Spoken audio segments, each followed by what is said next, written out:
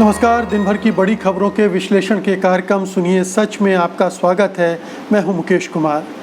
तो साथियों, शुरू करते हैं आज का सुनिए सच। आज की खास खबरों पर नज़र डालते हुए, सरकार ने गायब किया प्रश्नकाल, विपक्ष ने कहा लोकतंत्र की हत्या। डॉक्टर कफील बोले यूपी एसटीएफ का शुक्रगुजार हूं कि एनकाउंटर नहीं किया। 6 मुख्यमंत्रियों ने केंद्र से कहा कर्ज लो पर जीएसटी का हमारा हिस्सा दो। फेसबुक पर कार्रवाई करने के बाद उससे न्याय क्यों मांग रही है सरकार। न्यूज़ चैनलों ने बेधड़क चलाई चीनी सैनिकों के मारे जाने की झूठी खबर। खास खबरों पर नज़र डालने के बाद आइए अब सिलसिला शुरू करते हैं आज की बड़ी खबरों के विश्लेषण का। लेकिन उसके पहले एक गुजारिश आपसे ज़रूर करना चाहेंगे कि गोदी मीडिया से आप निश्चित रूप से नफ़रत करते हैं, क्योंकि वो खबरों को तोड़ता मरोड़ता है, बढ़ा चढ़ा कर दिखाता है। लेकिन आपसे गुजारिश ये है कि आप अगर उसे नापसंद करते हैं तो स्वतंत्र पत्रकारिता के साथ आइए, उसकी ताकत बनिए। सत्य हिंदी की सदस्यता योजना इसी दिशा में एक बड़ा कदम है। इसमें आर्थिक योगदान देकर आप स्वतंत्र पत्रकारिता को मजबूती प्रदान कर सकते हैं। इसके लिए इस वीडियो के साथ दिए गए डिस्क्रिप्शन में जाइए, उसमें एक लिंक है, उसको क्लिक कीजिए और अपनी इच्छा के अनुरूप कोई भी सदस्यता चुन लीजिए। तो आइए अब सिलसिला शुरू करते हैं बड़ी खबरों के विश्लेषण का। सबसे पहले सबसे बड़ी खबर, कोरोना संकट के बीच संसद का मानसून सत्र 14 सितंबर से शुरू होना है, लेकिन उससे पहले ही बवाल शुरू हो गया है। दरअसल सरकार ने कोरोना संकट का हवाला देते हुए प्रश्नकाल को रद्द कर दिया है। साथ ही प्राइवेट मेंबर बिल के लिए किसी खास दिन का निर्धारण भी नहीं किया गया है और शून्यकाल पर भी उसका इरादा कुछ साफ नहीं दिख रहा है। इसको लेकर विपक्ष हमलावर हो गया है। कांग्रेस सांसद शशि थरूर ने कहा है कि मैंने 4 महीने पहले कहा था कि मजबूत नेता महामारी को लोकतंत्र को खत्म करने के तौर पर इस्तेमाल कर सकते हैं। संसद सत्र का नोटिफिकेशन ये बता रहा है कि इस बार प्रश्नकाल नहीं होगा। हमें सुरक्षित रखने के नाम पर यह कितना जायज़ है, कितना सही है। अपने अगले ट्वीट में शशि थरूर ने कहा कि संसदीय लोकतंत्र में सरकार से सवाल पूछना एक ऑक्सीजन की तरह है, लेकिन ये सरकार संसद को एक नोटिस बोर्ड की तरह बना देना चाहती है और अपने बहुमत को रबर स्टम्प की तरह इस्तेमाल कर रही है। जिस एक तरीके से जवाबदेही तय हो रही थी उसे भी किनारे कर दिया जा रहा है। इसके अलावा तृणमूल कांग्रेस के सांसद डेरेक ओब्रायन ने भी सरकार पर निशाना साधा है।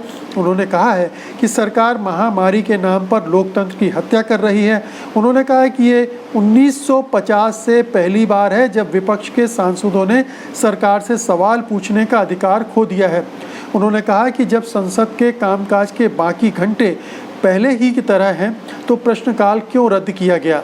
वहीं डीएमके नेता कनिमोई ने कहा है कि सरकार के प्रश्नकाल हटाने के फैसले से बस यही साबित होता है कि जनता द्वारा चुने गए प्रतिनिधियों को भी सरकार से सवाल पूछने का अधिकार नहीं है। बता दें कि पिछले हफ्ते लोकसभा में कांग्रेस के नेता अधीर रंजन चौधरी ने लोकसभा अध्यक्ष ओम बिरला को पत्र लिखकर प्रश्नकाल और शून्यकाल कराने की मांग की थी। मानसून सत्र 14 सितंबर से शुरू होकर 1 अक्टूबर तक चलेगा, यानी करीब 1 पखवाड़े ये सत्र चलना है और उस 1 पखवाड़े में सरकार नहीं चाहती कि उससे कोई सवाल पूछा जाए, उसकी कोई जवाबदेही तय हो।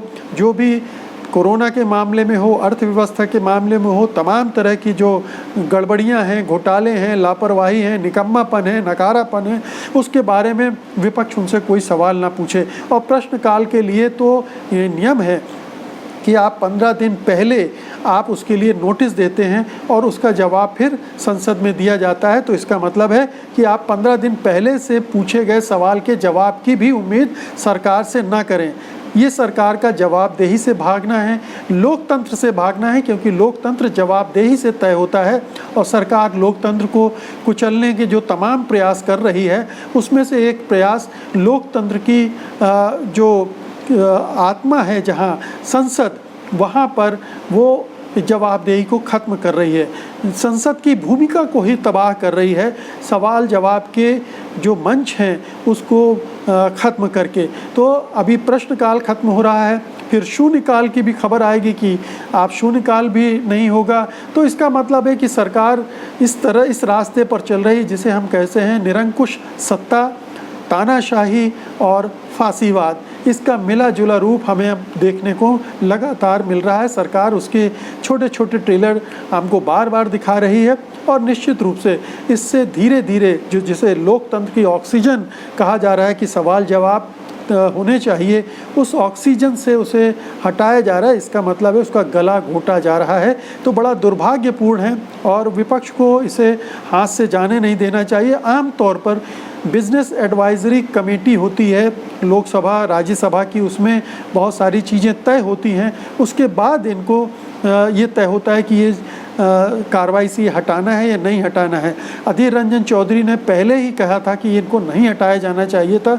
वो विपक्ष के नेता हैं, तो विपक्ष के नेता की आवाज़, विपक्षी दलों की आवाज़ को दबाने का ये एक तरीका केंद्र सरकार ने निकाला है और ये लोकतंत्र के लिए, संवैधानिक मर्यादा के लिए, तमाम चीज़ों के लिए एक बहुत ही बड़ा उन पर आक्रमण है, हमला है। और आइए अब अगली खबर का रुख करते हैं। मंगलवार की रात को डॉक्टर कफील खान मथुरा की जेल से निकलकर बाहर आए तो उन्होंने बताया कि एक वक्त ऐसा भी आया था जब जेल में उन्हें 5 दिन तक बिना खाना और बिना पानी दिए रखा गया। इलाहाबाद हाईकोर्ट ने मंगलवार को डॉक्टर कफील खान को रिहा करने का आदेश दिया था। कोर्ट ने कहा था कि राष्ट्रीय सुरक्षा कानून NSA के तहत डॉक्टर कफील की गिरफ्तारी गैर कानूनी है और उन्हें रिहा किया जाए। मथुरा जेल के बाहर पत्रकारों से बातचीत में डॉक्टर कफील ने कहा कि मैं न्यायपालिका का शुक्रगुजार हूं कि उन्होंने बहुत अच्छा आदेश दिया जिसमें उन्होंने लिखा है कि उत्तर प्रदेश सरकार ने एक झूठा, बिना आधार के और बिना बात के एक मामला बनाया और मुझे 8 महीने तक जेल में रखा। इसके अलावा उन्होंने कहा कि मैं उत्तर प्रदेश STF यानी स्पेशल टास्क फोर्स को भी धन्यवाद दूंगा जिन्होंने मुझे मुंबई से मथुरा लाते वक्त एनकाउंटर में मारा नहीं। उन्होंने CM योगी पर भी निशाना साधते हुए कहा कि रामायण में वाल्मीकि ने कहा है कि राजा को राज धर्म के अनुसार कार्य करना चाहिए, लेकिन यूपी में राजा राज धर्म नहीं निभा रहे हैं बल्कि बाल हट कर रहे हैं। इसके अलावा कफील खान फिलहाल के लिए उत्तर प्रदेश में नहीं रहेंगे। उनके परिवार का कहना है कि सुरक्षा कारणों की वजह से वो कुछ दिन राजस्थान में रहेंगे। उन्होंने ये भी आशंका जताई कि यूपी सरकार उनको फिर से किसी अन्य मामले में फंसा सकती है।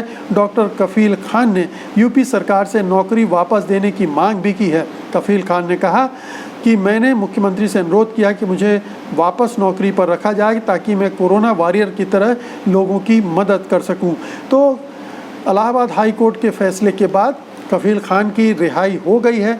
बहुत सारे संदेह थे कि पता नहीं इस बार सरकार क्या दांव चलेगी, उनको फिर से गिरफ्तार करेगी, उनको रिहा किया जाएगा कि नहीं किया जाएगा। लेकिन लगता है कि हाई कोर्ट के फैसले में जो कड़ी टिप्पणियां थीं उसने सरकार को रोक दिया और उन्हें डॉक्टर कफील को रिहा करना पड़ा।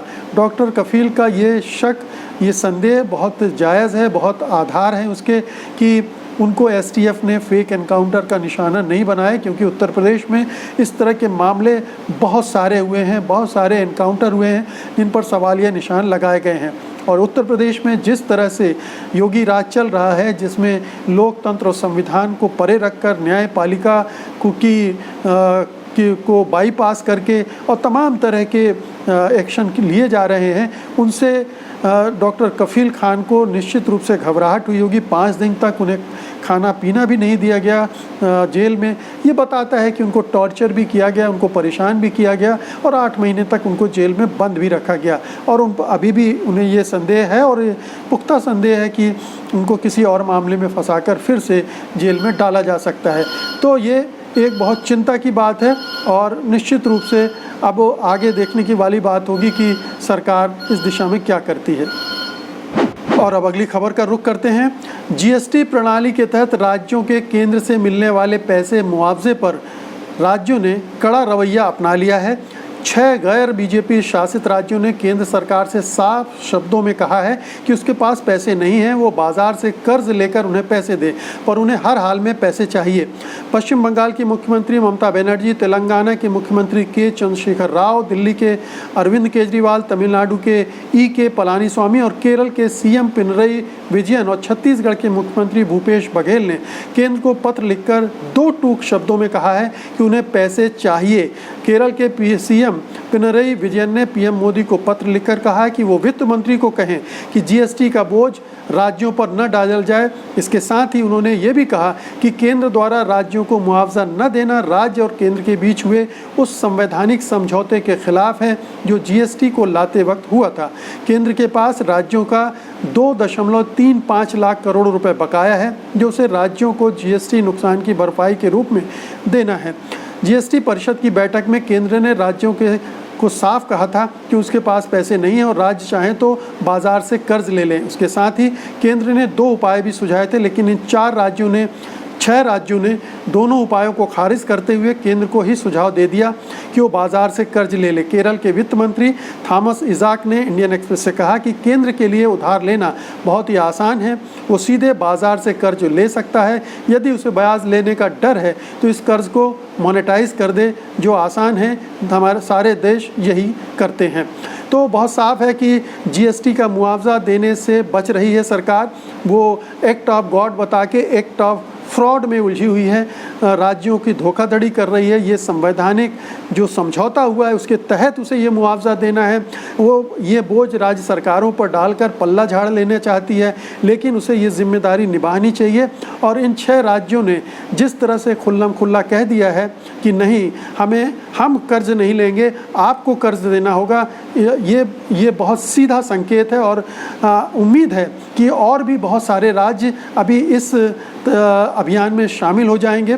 कांग्रेस शासित 2 राज्य भी अभी इसमें और जुड़ सकते हैं, 3 राज्य। इसके अलावा भी जो दूर गैर बीजेपी शासित राज्य हैं वो भी इसमें शामिल होंगे। और बीजेपी शासित राज्य भी दरअसल यही चाहते हैं कि केंद्र ये खर्चा वहन करे, क्योंकि आखिरकार राज्यों पर बोझ पड़ेगा तो राज्य की अर्थव्यवस्था को संभालना मुश्किल हो जाएगा। तो केंद्र को ये जो धोखाधड़ी वाला रास्ता है उसको छोड़कर सीधे सीधे राज्यों की मदद करना चाहिए, उनका जो बकाया मुआवजा है उन्हें देना चाहिए। और आइए अब अगली खबर लेते हैं। फेसबुक विवाद को लेकर दोनों तरफ से खींचतान और तेज़ हो गई है। पहले विपक्ष आरोप लगा रहा था कि और अब सरकार भी आरोप लगाने लगी है। सरकार की ओर से केंद्रीय मंत्री रविशंकर प्रसाद ने फेसबुक को पत्र लिखा है, लेकिन यह बात लोगों को हजम नहीं हो रही है। विशेषज्ञों का कहना है कि केंद्रीय मंत्री रविशंकर प्रसाद देश के कानून मंत्री हैं, न्याय मंत्री हैं, संचार मंत्री हैं, वो इलेक्ट्रॉनिक और IT मंत्री भी हैं। फेसबुक जैसे सोशल मीडिया प्लेटफॉर्म को नियंत्रित करने के लिए तमाम मंत्रालय रविशंकर प्रसाद के पास हैं, मगर फेसबुक पर नियंत्रण करने के बजाय वो चिट्ठियां लिख रहे हैं। वो गुजारिश कर रहे हैं कि फेसबुक का स्टाफ भारत के प्रधानमंत्री को गालियां दे रहा है, रोको। ऐसा लगता है कि भारत के उन तमाम मंत्रालयों की रिपोर्टिंग फेसबुक के चेयरमैन को है, जिसके मंत्री हैं रविशंकर प्रसाद। बता दें, केंद्रीय मंत्री ने फेसबुक को ये पत्र IT की पार्लियामेंट्री स्टैंडिंग कमेटी के सामने फेसबुक की पेशी के एक दिन पहले लिखा, यानी 1 सितंबर को उन्होंने पत्र लिखा और आज 2 सितंबर को ही फेसबुक की संसदीय समिति के सामने उसे पेश होना था। कहा जा रहा है कि जब पार्लियामेंट्री स्टैंडिंग कमेटी यानी संसदीय स्थायी समिति फेसबुक की खबर लेने की तैयारी कर रही थी, तो इस दौरान केंद्रीय मंत्री को गुजारिश की तरह खत लिखने की क्या ज़रूरत थी। बता दें, दुनिया के किसी भी देश की सरकार ने दूसरे देश के CEO को कभी ऐसा बेबसी वाला पत्र नहीं लिखा है। बता दें, भारत में फेसबुक की पब्लिक पॉलिसी हेड आँखी दास पर लगातार आरोप लग रहे हैं कि उन्होंने चुनाव में लगातार बीजेपी की मदद की है और बीजेपी के कहने पर फैसले लिए हैं। इसके बाद सवाल उठता है कि क्या यही वह पृष्ठभूमि है जिसने रविशंकर प्रसाद को बीजेपी का बचाव करने और खत लिखने पर बेबस कर दिया है। ऐसा लगता है कि जैसे चोर चोरी की रपट लिखाने थाने पहुंच रहा हो, और वो चोर भी ऐसा है जो बड़े स्तर का पुलिस अधिकारी है लेकिन थाने में चोरी की रपट लिखाने पहुंच रहा हो। तो बड़ा अजीबोगरीब मामला है कि रविशंकर प्रसाद, जिनके पास इतने भारी भरकम सारे मंत्रालय हैं, वो फेसबुक को नियंत्रित करने की चाहें तो कर सकते थे, पहले ही कर सकते थे, लेकिन अब जब फेसबुक पर इस तरह के आरोप लग रहे हैं कि बीजेपी के साथ उसकी साठगांठ है, बीजेपी को चुनाव जिताने के लिए वो अभियान कर रहा था, बीजेपी के नेताओं की हेट स्पीच को, घृणा वाली, नफरत वाले पोस्ट को हटा नहीं रहा था ताकि धंधा मिलता रहे, तो ये तमाम चीज़ें सब आ चुकी हैं और विदेशी पत्र पत्रिकाओं ने बड़े स्तर पर खोजबीन करके ये साबित भी कर दिया है। अब चूंकि सरकार फंस गई है तो खुद को पीड़ित दिखाने की कोशिश कर रही है, ये विक्टिम कार्ड खेलने की कोशिश कर रही है कि देखिए हमारे साथ भी ऐसा ही हुआ है, लेकिन असल में हुआ कुछ नहीं है। हुआ है अपोजिशन के साथ हुआ है या देश की जनता के साथ धोखाधड़ी हुई है, गद्दारी हुई है और वो सरकार के साथ मिलकर हुई है। फेसबुक और सरकार के बीच में कोई साठगांठ है, ये अब छुपी बात नहीं रह गई है। अब रविशंकर अपने को बचाने के लिए और फेसबुक की क्रेडिबिलिटी को बनाए रखने के लिए इस तरह की चीज़ें कर रहे हैं ताकि ये लगे कि केवल विपक्षी दलों के साथ ही ऐसा नहीं हो रहा था, हमारे साथ भी हो रहा था। तो ये समझने की कोशिश कीजिए कि ये पत्र की राजनीति क्या है। और अब अगली खबर का रुख करते हैं। भारत और चीन के बीच सीमा विवाद चल रहा है। दोनों देशों के सैनिकों के बीच हिंसक झड़पें भी हो चुकी हैं, लेकिन न्यूज़ चैनलों से जहां उम्मीद की जाती कि वे सही तस्वीरें सामने रखेंगे, वे पुरानी वीडियो तस्वीरों से भ्रामक जानकारियां फैलाने में जुटे हुए हैं। असल में कुछ टीवी चैनलों ने गलवान घाटी में चीनी सैनिकों के मारे जाने की खबर की पुष्टि करने के लिए पुराने वीडियो तस्वीरों का सहारा लिया है और दावा किया कि ये गलवान में मारे गए चीनी सैनिकों की कब्रें हैं। लेकिन वायरल खबरों की पड़ताल करने वाली वेबसाइट ऑल्ट न्यूज़ ने जब इसका खुलासा किया तो देश के नामचीन चैनलों द्वारा बोला गया झूठ सामने आ गया। टीवी टुडे ग्रुप के हिंदी चैनल आज तक पर यह खबर चली और दावा किया गया कि गलवान में मारे गए चीनी सैनिकों की खबरें हैं। इस ग्रुप के अंग्रेजी न्यूज़ चैनल इंडिया टुडे ने भी ऐसा ही किया। इसके बाद बीजेपी ने इसका प्रचार शुरू कर दिया। इसके बाद बारी आई टाइम्स नाउ की। टाइम्स नाउ के एंकर राहुल शिवशंकर ने भी राहुल गांधी समेत विपक्ष के कुछ नेताओं पर हमला बोलते हुए कहा कि इन लोगों को भारतीय सेना के शौर्य पर शक करने के लिए माफ़ी मांगनी चाहिए। उन्होंने भी दावा किया कि गलवान में 106 चीनी सैनिक मारे गए और ये हैं उनकी कब्रें। इसके अलावा न्यूज़ एक्स, एबीपी न्यूज़ और कुछ अन्य चैनलों ने भी इन तस्वीरों और वीडियो को चलाया और ऐसे ही दावे किए। दावों के बाद ऑल्ट न्यूज़ ने अपनी पड़ताल में पाया कि सभी तस्वीरें कांगसीवा कस्बे में स्थित चीनी सैन्य कब्रिस्तान की हैं और यहाँ 1962 के भारतीय चीन युद्ध में शहीद हुए पीएलए सैनिकों की कब्रें बनी हुई हैं। ऑल्ट न्यूज़ ने गूगल अर्थ फोटो तकनीक का इस्तेमाल करके बताया कि इंडिया टुडे द्वारा चलाई गई 2011 ये तस्वीरें 2011 की हैं और ये भी पता चला है कि ये 105 कब्रें हैं। हैरानी की बात है कि इंडिया टुडे ने ऐसी एक तस्वीर का इस्तेमाल कर 29 अगस्त को ही बताया था कि ये 2011 की तस्वीरें हैं। ऑल्ट न्यूज़ ने कहा कि चीनी रक्षा मंत्रालय की वेबसाइट पर अप्रैल 2020 में अपलोड एक डॉक्यूमेंट के मुताबिक कांगसीवा युद्ध स्मारक में दफन किए गए सैनिकों की कुल संख्या 108 है। यानी जून में गलवान में भारत चीन सैनिकों के बीच हुए हिंसक झड़प से पहले ही वहाँ ये कब्रें थीं। तो ये बात भारतीय सेना के शौर्य को दिखाने की नहीं है, छिपाने की नहीं है। सवाल ये है कि सच को आप किस तरह से तोड़ मरोड़ रहे हैं, भ्रामक खबरें फैला रहे हैं और हमारा गोदी मीडिया अब इसमें एक्सपर्ट हो चुका है। तमाम बड़े चैनल, नामी गरामी चैनल जो दावा करते हैं वो नंबर 1, नंबर 2, नंबर 3 हैं, वो इस तरह की हरकतों में इन्वॉल्व हैं, संलग्न हैं, लगातार इस तरह की भ्रामक खबरें बना रहे हैं, गढ़ रहे हैं, दिखा रहे हैं।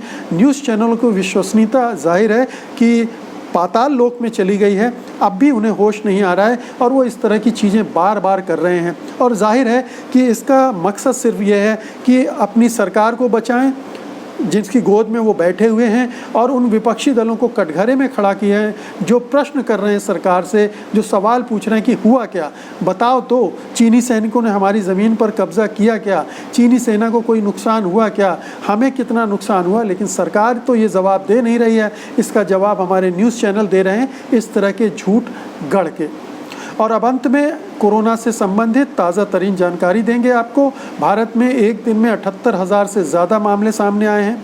भारत में कुल संक्रमितों का आंकड़ा अब 37,73,000 के पार चला गया है। दुनिया में कुल संक्रमितों का आंकड़ा 2,57,00,000 से ऊपर चला गया है। तो मित्रों, ये थी आज की ख़ास खबरें और उनका विश्लेषण। उम्मीद है कि आपको ये पसंद आया होगा। आप इसे लाइक करेंगे, शेयर करेंगे और जिन मित्रों ने अभी तक satyhindi.com को सब्सक्राइब नहीं किया है वो जल्दी ही इसे सब्सक्राइब भी करेंगे। अब मुझे अनुमति दीजिए, कल मैं फिर आऊँगा कल की बड़ी खबरें लेकर उनके विश्लेषण के लिए। तब तक के लिए नमस्कार। सत्य हिंदी के और वीडियोस को देखने के लिए हमारे YouTube चैनल को सब्सक्राइब करें और सीधे नोटिफिकेशन पाने के लिए बेल आइकन दबाएं।